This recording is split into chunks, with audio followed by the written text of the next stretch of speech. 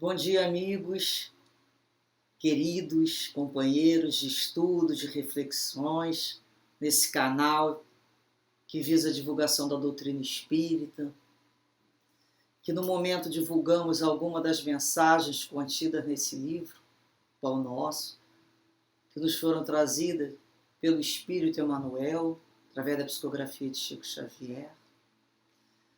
E antes de mais nada, rogamos a Deus, nosso Pai de amor e misericórdia, as bênçãos para o dia de hoje, a paz para todos nós, nossas famílias e amigos, todos aqueles que sabem se consolar com essas vibrações tão acolhedoras de Deus. Rogamos ao coração generoso de Jesus as bênçãos da compreensão, do entendimento. Assim, não só com a proteção do dia, mas com a certeza que no dia de hoje iremos estudar, refletir muito e trabalhar dentro de nós para construirmos o nosso reino de Deus. Muita paz e que agora possamos passar a leitura do nosso livro, que é a mensagem número 21, tem como título Mar Alto. Inicia o versículo 4 do capítulo 5 do Evangelho de Lucas. E quando acabou de falar, disse a Simão: Faza-te ao mar alto e lançai as vossas redes para pescar. Esse versículo nos leva a meditar nos companheiros de luta que se sentem abandonados na experiência humana. Inquietante sensação de soledade lhes corta o coração.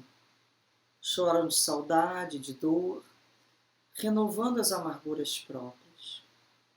Acreditam que o destino lhes reservou a taça da infinita amargura.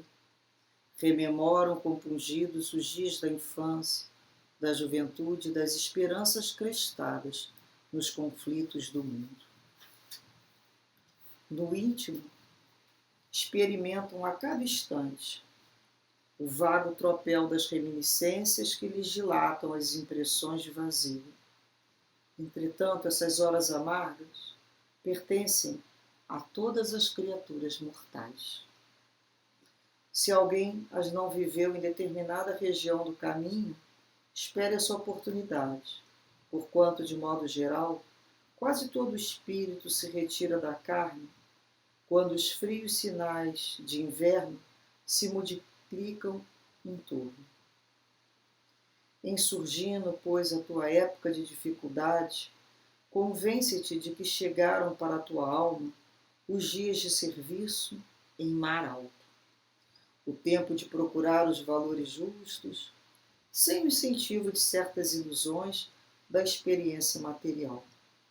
Se te encontras sozinho, se sentes ao abandono, lembra-te de que, além do túmulo, há companheiros que te assistem e esperam carinhosamente. O pai nunca deixa os filhos desamparados. Assim, se te vês presentemente sem laços domésticos, sem amigos certos na paisagem transitória do planeta, é que Jesus te enviou a pleno mar da experiência a fim de provares tuas conquistas em supremas lições. Amigos, é uma mensagem que, se não cabe ao coração agora, certamente um dia irá atender. Porque é um momento que, de uma forma maior ou menor, todos nós vivenciamos ou iremos vivenciar. O Emmanuel nos traz aqui, como título, Mar Alto. Iremos, aos poucos, revendo esses parágrafos, porque eles precisam ser analisados, destrinchados, para falar mais fundo em nossos corações, de uma forma que a gente consiga compreender e trazer algumas experiências para relembrarmos como podemos utilizar esta lição. Então ele fala aqui que esse versículo de Lucas, né, nos leva realmente a meditar nos companheiros de luta, nós e tantos outros que se sentem abandonados. Então ele fala aqui que é uma inquietante sensação de soledade, ou seja, de solidão, que corta o coração. E a gente vai lembrar aqui que esse sentimento de solidão aqui é a melancolia, né? E ele fala que eles rememoram compungidos dias da infância, das esperanças crestradas, né? Apagadas, queimadas nos conflitos do mundo. Então a gente vai lembrar daquele momento em que ficamos recordando e renovando muitas vezes aquelas situações que já passaram, mas que a gente não deixa ter um fim, né? Colocar ali, acabou.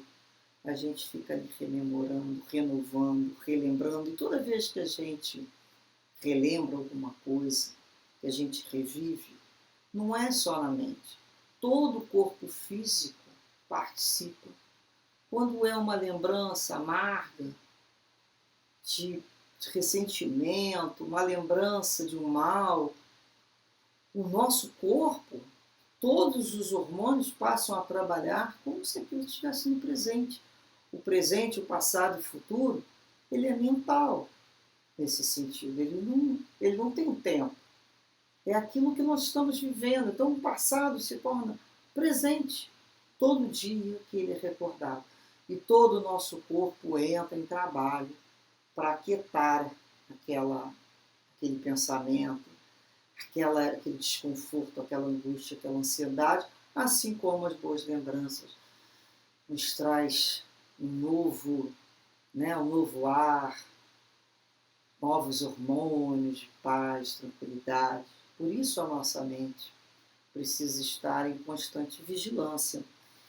E ele fala aqui que permitindo dentro do nosso coração, né, são as pessoas que permitem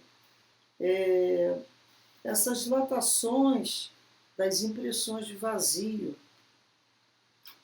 na realidade da amargura. É quando a gente permite que essas emoções estejam plantadas no nosso coração e a gente continua regando o broto da amargura, o broto do azedume, o broto da angústia. Então vamos olhar, será que nós estamos com isso plantado, essa raiz? Será que não está na hora da gente retirar essas raízes? E Emmanuel nos fala aqui, olha, no íntimo experimento a cada instante o vago tropel das reminiscências que o dilatam, né? Essas impressões de vazio. Essas horas amargas pertencem a todas as criaturas mortais.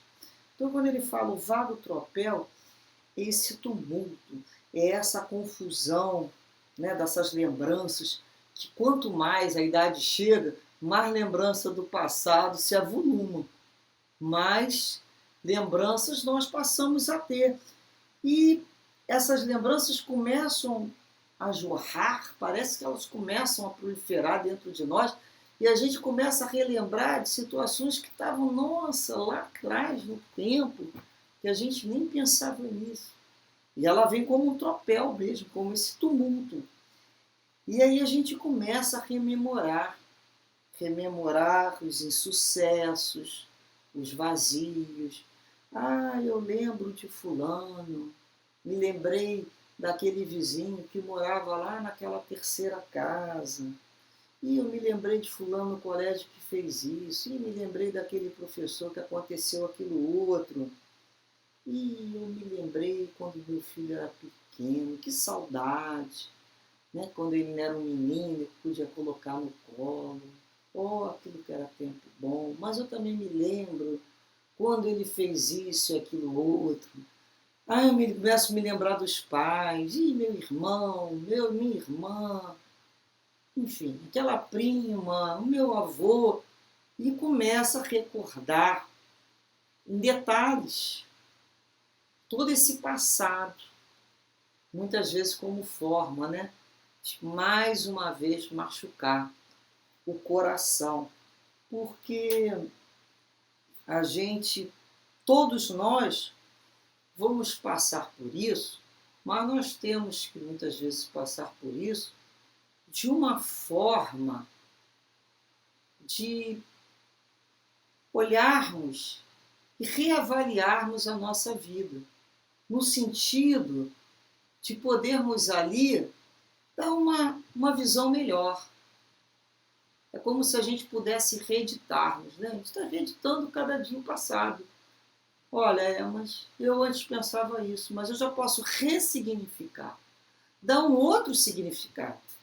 Mas muitos ficam ali, naquele sentimento de solidão, de vazio, vão ficando cada vez mais amargurados, mais azedos, porque eles estão lembrando daquela coisa amarga que viveram, não conseguiram ressignificar, e vai ficando cada vez mais zangado com tudo e com todo mundo. Por isso que muitas vezes a gente chega perto de umas pessoas, elas estão muito chateadas, mas não é com a gente. Ah, mas é com a vida delas? Não, elas estão ali ainda revivendo aquele passado. É natural, né? Um sentido e outro é natural. Quando a gente não aprende a ressignificar, isso é natural. Emmanuel fala aqui que se alguém não viveu, espera a oportunidade. Difícil quase todo espírito, né? Se retira da carne, ou seja, chega ao final da vida, quando os frios sinais de inverno se multiplicam. Frios sinais de inverno, nós sabemos que chamamos a quadra do inverno a quadra da velhice, né? Onde o corpo já está apresentando os sinais de despedida da carne. Todos nós sabemos que, se não for de uma maneira, né, que nós chamamos de desencarne fora, por uma necessidade reencarnatória, quase todos nós iremos passar por essa quadra que chamamos a quadra do inverno. Geralmente nós iniciamos ali na primavera, né, nos frutos, no verão, chegamos ao outono e vamos chegar ao inverno, aonde até aqui no Rio temos uma estátua ali no Campo de Santana, faz parte da coleção As Quatro Estações, e essa estátua do inverno, ela apresenta um homem todo, né, um homem bem velhinho ali, todo encolhido e coberto, porque o inverno faz com que esse frio do inverno que a gente se fez. Vocês já repararam uma coisa? O frio do inverno na velhice. Nem todos nós temos que passar. Eu conheço gente que está na terceira idade, na velhice, seja o nome que dermos, já com o corpo bem cansado, mas são criaturas joviais. Estão no outono, oferecendo frutos e mais frutos. Eu conheço pessoas assim, como vocês também devem conhecer. Como conheço pessoas que o corpo não está tão acabado, né? Não está no que a gente digamos uma velhice, eles estão velhos, estão no inverno, estão nesse processo. E é interessante que ficam encolhidas, ficam fechadas. Vocês já viram a diferença, já repararam a diferença do bebê novinho de uma pessoa já no final da vida ou morta? O bebê que acaba de nascer e que acaba de morrer?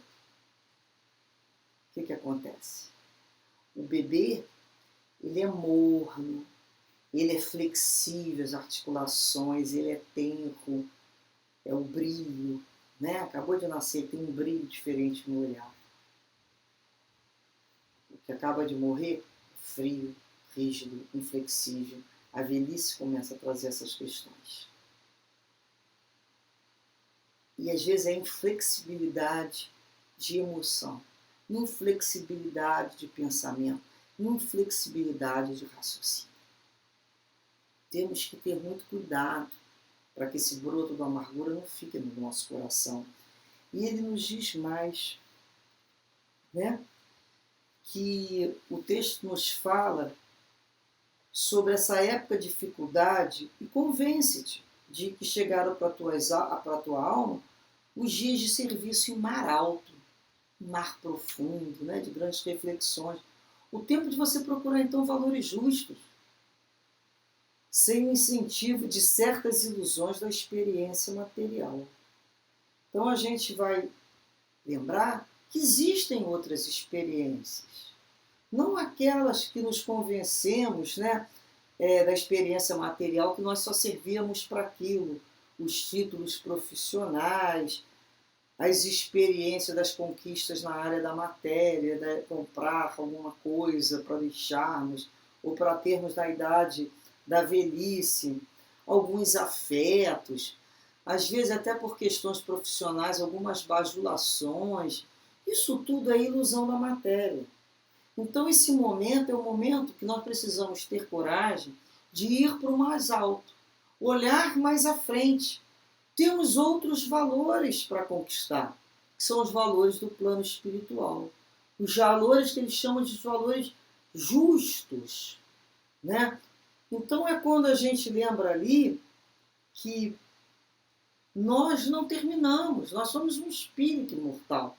A matéria chega ao fim, como ela tem o dia do início, que ela já começa a entrar ali em processo celular de chegar a esse dia de fim, desde o primeiro dia que nós nascemos. Então nós vamos chegar realmente a esse dia, fim da matéria.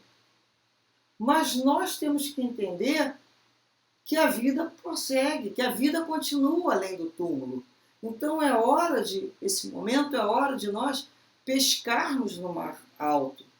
Né? Aquele momento que a gente fala assim, já nos vimos como lagartas rastejantes, entrando num casulo, e no final desse casulo vai ter o quê?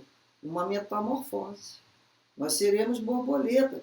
Então é o momento que nós precisamos pensar nas conquistas que nós fizemos também, nas coisas boas que nós fizemos. Precisamos recordar dessas conquistas, dessas situações que nós fomos úteis, todos nós.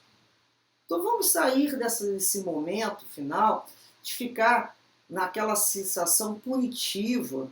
Isso não vai nos levar a nada, a lugar nenhum. Vamos sim pedir a Jesus que leve em consideração o mínimo que nós tenhamos feito, porque isso tudo será levado em consideração. Um pão que foi dado, nós sabemos que isso no mundo espiritual tem um imenso valor. As pessoas que lembraram da gente com carinho, que fizeram uma prece, que nos desejaram saúde, que nos desejaram um feliz aniversário de vida, todos esses são amigos carinhosos. Mas nós precisamos relembrar daqueles momentos em que fomos felizes com o nosso animal, com o nosso filho, que nós brincamos com os nossos colegas do colégio, local do trabalho, com os nossos filhos. Vamos passar a ter essas lembranças e vamos para o mar alto, né, da experiência. E às vezes no mar alto tem algumas ondas, e muitas vezes nós temos medo de ondas, de renovarmos, né? Mas mar calmo nunca fez bom marinheiro, né? Então nós vamos lembrar que nessa passagem de Lucas, os discípulos já tinham até guardado a sua rede, já tinham, de uma certa maneira, dado fim à pescaria. Aqui no Evangelho de Lucas, os pescadores já haviam descido do barco e lavaram as redes, ou seja, já tinham dado como fim o dia de pescaria. E Jesus, né, pediu a Pedro, dizendo assim: faze-te ao mar alto e lançai as vossas redes para pescar. E Simão Pedro disse-lhe, diz ao mestre, havendo trabalhado toda a noite, nada apanhamos, mas porque mandas, lançarei a rede. Olha que obediência. Passaram a noite toda pescando. Acharam que não tinham pego nada, estavam ali naquele mar raso das experiências comuns. E Jesus os convida, joga mar, alto as redes. Então, quando eles fizeram assim, eles colheram uma grande quantidade de peixe que chegaram até a romper as redes. E eles voltaram com os barcos de maneira que tal quase iam a pique. Então, Simão Pedro prostou-se aos pés de Jesus e disse, Senhor, ausenta-te de mim, porque sou um homem pecador. Pois que o espanto se apoderara dele, todos com ele estavam por causa da pesca que haviam feito. E de igual modo também Tiago e João, filhos de Zebedeus, que eram companheiros de Simão. Paralisaram, eles se prostraram aos pés do Cristo. E Jesus disse a Simão Pedro, não temas, de agora em diante serás pescador de homens. E levando os barcos para a terra, deixaram tudo e o seguiram. Amigos, que possamos então ouvir Jesus no fundo das nossas mentes, quando acharmos que chegou o fim da vida, que não pescamos nada de bom. Não é verdade. A pescaria continua. Renovemos as nossas esperanças. Jesus vai nos dar a força e vamos nos fazer ao mar alto e vamos lançar nossas redes. Vamos renovar e vamos parar de reclamar. A pesca continua. Que os valores justos sejam pescados e a certeza que a nossa pesca será abundante com Jesus. Que dessa maneira, então, roguemos sempre a Jesus para nos indicar o caminho sem medo. E que o mar alto, profundo, se faça todos os dias pelas boas reflexões que já podemos pescar no dia a dia, onde a vida nos ensina. Muita paz, muita harmonia e muita alegria. Graças a Deus.